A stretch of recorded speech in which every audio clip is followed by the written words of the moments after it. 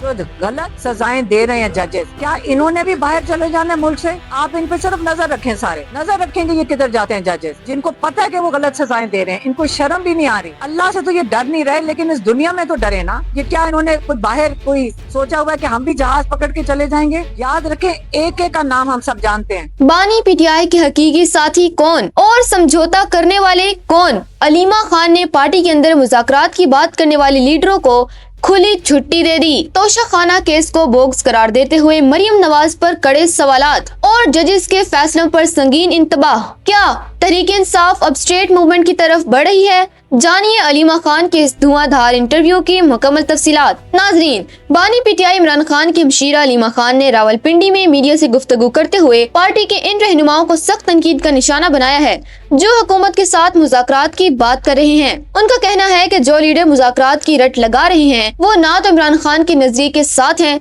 और ना ही इनके हकीकी साथी हो सकते हैं। अलीमा खान ने मुल्क में इंसाफ की सूरत हाल पर मायूसी का इजहार करते हुए कहा कि पुलिस एहलकारों से जबरदस्ती झूठी गवाहियां दिलवाई जा रही हैं। उन्होंने मुतालबा किया कि झूठी गवाही देने वालों को भी सख्त सजा होनी चाहिए। उनका कहना था कि अदलिया में अच्छे जजेस मौजूद हैं, मगर बदकिस्मती से इनकी आवाज को दबाया जा रहा है और कानून की हुक्मरानी की बात करने वालों को दीवार से लगाया जा रहा है। तोशाखाना 2 केस पर बात करते हुए अलीमा खान ने इसे बोग्स केस करार दिया। उन्होंने कहा कि महज एक हार की कीमत कम लगवाने के मुबैना इल्जाम पर बानी पीटीआई और बुशरा बीबी को 17 साल कैद की सजा सुना दी गई। उन्होंने कहा कि महज एक हार की कीमत कम लगवाने के मुबैना इल्जाम पर बानी पीटीआई और बुशरा बीबी 17 साल कैद की सजा सुना दी गई, जो कानून का मजाक उड़ाने के मुतरादिफ है। उन्होंने सवाल उठाया कि मरियम नवाज के तोशाखाना केस के सवालात का जवाब आज तक क्यों नहीं दिया गया।